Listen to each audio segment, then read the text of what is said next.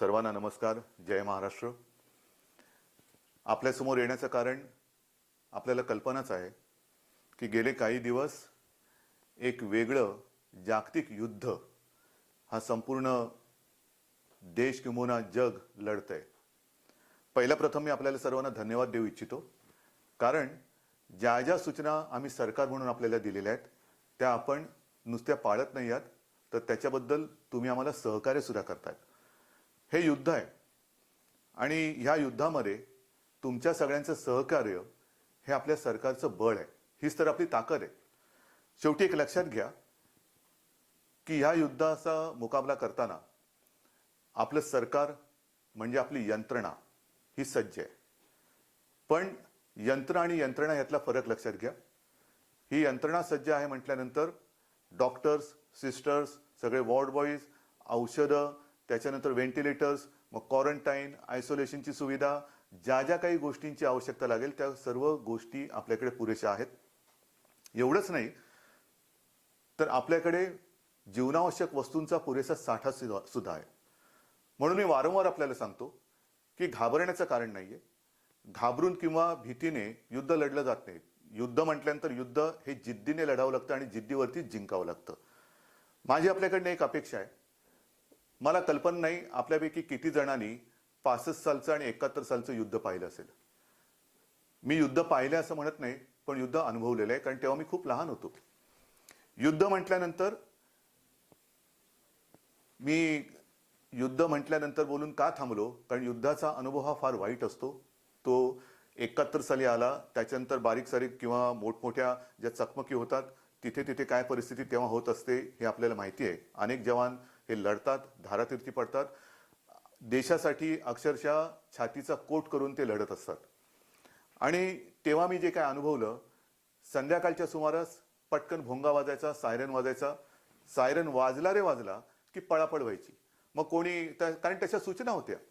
घरात असाल तर पलंगाखाली, टेबलाखाली, जिथे जिथे तुम्हाला आडोसा मिळेल, छप्पर मिळेल त्याच्या खाली जा. एवढंच नाही तर सायरन वाजल्यानंतर घराघरातले दिवे हे बंद व्हायचे. नुसते दिवे बंद व्हायचे नाही तर जोपर्यंत युद्ध चालू होतं तोपर्यंत घराच्या खिडक्यांच्या काचानं सुद्धा जाडे कागद लावून आतला प्रकाश बाहेर जाणार नाही याची खबरदारी घेतली जायची. हे कोणाला आवडत होतं का? नाही. परंतु युद्ध म्हटल्यानंतर शत्रूच्या विमानांना आपली वस्ती कळू नये, आपल्या वस्तीवरती त्यांचा हल्ला होऊ नये म्हणून ही काळजी घेतली जात होती. 71चं युद्ध तर असं म्हणतात की शत्रूची विमानं आपल्या मुंबईपर्यंत आली होती. ते स्वतः मी तेव्हा ते गोळे वगैरे फेकले गेले होते, त्याला काय ट्रेसर्स म्हणायचे काय म्हणतात ते मी स्वतः बघितलेलं आहे. आपले सैनिक बहादर आहेत. त्या जवानांनी अत्यंत धैर्याने आणि हिमतीने ती शत्रूची विमानं परतून लावली. हे मी तुम्हाला का सांगतोय की हे एक वेगळ्या अर्थाने युद्ध आहे, विषाणूंशी युद्ध आहे, वॉर अगेन्स्ट व्हायरस. आणि हे युद्ध लढत असताना ज्या सूचना आम्ही तुम्हाला देतो आहोत त्या सूचना तुम्ही पाळाव्यात ही माझी तुम्हाला एक विनंती आहे. भोंगा वाजलाय, सायरन वाजलेला आहे, युद्ध सुरू झालेलं आहे.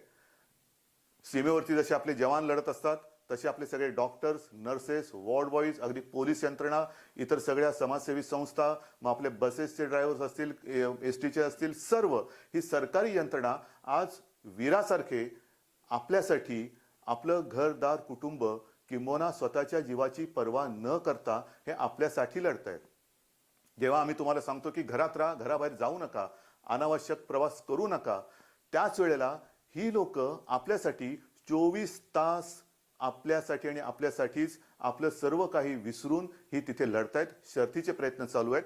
जर ते 24 तास आपल्यासाठी काम करत असतील तर आपण त्यांना मदत करताना आपण आपल्या घरामध्ये राहू शकत नाही का? काय हरकत आहे? मी जे तुम्हाला आवाहन केलं की गर्दी टाळा, मला एक समाधान आहे की सर्व धार्मिक स्थळं, मंदिरं असतील, मस्जिदी असतील, दर्गे असतील, चर्चेस असतील, हे जवळपास सर्व जणांनी आपापली दर्शनं ही सगळी बंद केलेत. पूजा अर्चा चालू आहेत, पण धार्मिक यात्रा, जत्रा, राजकीय कार्यक्रम, क्रीडा यासारखे सगळे कार्यक्रम आपण रद्द केलेले आहेत. अनावश्यक प्रवास तरी देखील होतोय. ट्रेनची गर्दी ओसरलेली आहे, बसची गर्दी ओसरलेली आहे, पण अजूनही ती मी तर म्हणेन शक्य असेल तर पूर्ण बंद झाली पाहिजे. मी कालच निर्णय घेतलेला आहे की राज्यातील सर्व सरकारी कर्मचारी, शासकीय ऑफिसेस आहेत त्यांना 50% उपस्थिती ही दिवसाला सुद्धा वेळा मी वाटून देतोय. कदाचित मी एक दिवसाआड किंवा एक आठवडाआड असा निर्णय घेतो आहे, पण एक लक्षात घ्या की हा जो विषाणू आहे तो हळू एक एक पाऊल पुढे टाकतो आहे. आपल्याकडे सुद्धा त्याच्या केसेस वाढतायत. समाधानाची गोष्ट जरी असली तरी ती काळजीची नाही असं मी म्हणत नाही. काळजी तर घेण्यासारखीच आहे की आपल्याकडे जे रुग्ण आहेत ते बहुतेक सगळे बाहेरून आलेले नाही, सर्वच्या सर्व बाहेरूनच आलेले आहेत आणि फार कमी हे त्यांच्या संपर्कात जे आलेत त्यांना ह्या विषाणूने ग्रासलेले आहेत. आज सुद्धा बातम्या येत आहेत की अमुक एका देशातून हजारो लोक आपल्याकडे येणार. कालच मी सिंगापूर येथे विमानतळावरती अडकलेल्या आपल्या म्हणजे आपलेच मराठी आहेत, महाराष्ट्रातले आहेत, हिंदुस्थानी आहेत अशा पर्यटनासाठी जी लोक तिथे गेली होती त्यांच्याशी बोललो. त्यांनाही इथे यायचंय. बाहेरचे लोक जी येत आहेत ती सुद्धा आपलीच आहेत. घाबरून जाऊन चालणार नाही. मला असं वाटतं ही सगळी जी लोक येत आहेत ही आपलीच आहेत. आपल्यापैकी कोणाची तरी ते नातेवाईक आहेत, कोणाची मुलं आहेत, माता पिता आहेत, काका काकी असतील, मामा मामी असतील, आई वडील असतील, मित्र असतील, ओळखीचे असतील. मी सर्वांना एक विनंती करतोय आपल्याला खास करून की ज्यांच्या ओळखीमध्ये संपर्कामध्ये ही सर्व लोक आहेत त्यांना तुम्ही फोन करून सांगा की बाबा आपण जरूर या. पण हे एक परदेशी संकट आहे, आपल्या देशात निर्माण झालेले संकट नाहीये, हे परदेशी संकट आहे. आपण तिथून इथे आल्यानंतर आपण तर सुरक्षित राहाच, पण आपलं घर सुद्धा सुरक्षित ठेवा. याचाच अर्थ असा की ज्या सूचना आपण तिथे दिलेल्या आहेत त्या कृपा करून पाळा. कारण काही ठिकाणी असं लक्षात आलेलं आहे की हातावरती स्टॅम्प मारलाय. काही जणांची अशी इच्छा असते की बाबा आम्ही घरी जाऊन क्वारंटाईनमध्ये राहतो. ठीक आहे, विश्वास पाहिजे, विश्वासावरती सगळं काही होतं. पण स्टॅम्प मारलेली लोक ही इकडे तिकडे फिरायला लागतात. म्हणजे काय होतं, कळत न कळत जर कोणाला प्रादुर्भाव झाला असेल तर ती व्यक्ती काय अपराधी नाहीये, पण ते लक्षणं लपवणं, आपल्या प्रवासाचा जो काय ट्रॅव्हल हिस्ट्री हे लपवणं आणि कळत न कळत त्याचा प्रसार करणं हे चूक आहे. हे हे हे काम होता कामा नये. आणि म्हणून ही सगळी जी काही लोक येणार आहेत त्यांना आपण क्वारंटाईनची सोय करतो आहोत. दुर्दैवाने कोणात अशी लक्षणं आढळली तर त्यांना आयसोलेशनची सुविधा करतो आहोत. मी स्वतः आज देखील माननीय पंतप्रधानांशी बोललेलो आहे. त्यांना ज्या काही गोष्टी आपल्याकडे करणं आवश्यक वाटतात त्याच्याबद्दल मी त्यांना विनंती केली आहे. आणि मला एका गोष्टीचं समाधान आहे की केंद्र सरकार सुद्धा, अगदी पंतप्रधान सुद्धा आपल्या बरोबरीने या युद्धामध्ये उतरलेले आहेत. सहकार्य पूर्ण करण्याचं त्यांनी एक वचन दिलेलं आहे. तसं ते केंद्र सरकारकडनं होतंय. आणि ज्या ज्या गोष्टी आपल्याला इथे वाटतात की जसं चाचणीची सुविधा आज कमी आहे, पण कालपासून ती आपण वाढवलेली आहे. पण ह्या वाढवण्यासाठी, ही सुविधा वाढवण्यासाठी केंद्र सरकारच्या परवानगीची गरज असते. त्या परवानगीसाठी मी 2 दिवसापूर्वी पण बोललो होतो, आज सुद्धा बोललेलो आहे. आरोग्य मंत्र्यांशी बोललेलो आहे केंद्रातल्या. त्यांनी सुद्धा सांगितलेलं आहे की ये तो हम कर रहे हैं, हम दे रहे हैं, आप चिंता मत करो. तर सर्व मिळून आपण हे युद्ध लढतो आहोत. आणि म्हणून मला असं वाटतं की कोणीही घाबरून जाऊन चालणार नाही. हे युद्ध म्हटल्यानंतर युद्ध हे जिद्दीवरती लढावं लागतं.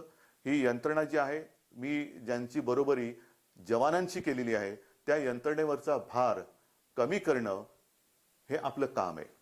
कारण ही यंत्रणा ती सदैव कार्यरत ठेवणं, त्यांची कार्यक्षमता ही वाढवणं हे आपल्या हातात आहे. त्यांच्यावरचा भार जेवढा आपण कमी करू तेवढी त्यांची कार्याची क्षमता ही वाढत जाईल. ते सुद्धा माणसंच आहेत, ती सुद्धा आपल्यासारखीच कोणाचे ना कोणाचे तरी कुटुंबीय आहेत. कळत न कळत त्यांच्याही मनामध्ये चिंता ही आहेच, पण ते चिंता किंवा स्वतःचा धोका याचा कसलाही विचार न करता हे 24 तास आपल्यासाठी काम करतायत. म्हणून मी पुन्हा एकदा सांगतो की ज्या ज्या सूचना सरकारतर्फे आपल्याला दिल्या जातात त्या आणि तेवढ्याच पाळा. कृपा करून इतर कोणी काही सांगेल त्या सूचना सरकारने सांगितल्याशिवाय अंमलबजावणी त्याच्यावरती करू नका. मी सर्व धर्मियांना एक विनंती करतोय, कारण हे संकट जातपात धर्म ओळखत नाही.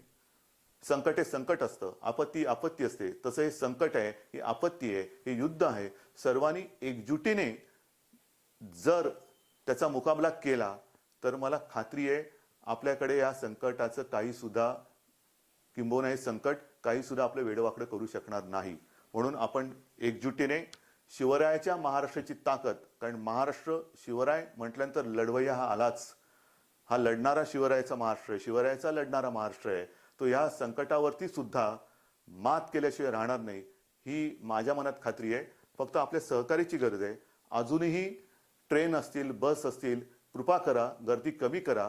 सरकार निर्णय घेऊ शकतं, पण तिथपर्यंत सरकारला जाण्याची इच्छा नाही. आजही माझं म्हणणं आहे, जिथे जिथे अनावश्यक असतील अशा गोष्टी, मग दुकानं असतील, कंपन्या असतील, इतर काही गोष्टी असतील, वर्क फ्रॉम होम जसं चीनने केलं, आणि चीन हा पहिला देश होता जो या संकटाने ग्रासला, पण कदाचित चीन हा पहिला देश आहे जो या संकटातून बाहेर पडला. आपल्याला सुद्धा बाहेर पडायचं आहे, म्हणून आपल्या सगळ्यांची सहकार्याची मला अपेक्षा आहे. आणि जसं आजपर्यंत आपण सहकार्य केलं तसंच याही पुढे कराल, आणि आपण सर्व मिळून या संकटावरती मात करू, हा आत्मविश्वास बाळगतो. जय हिंद, जय महाराष्ट्र.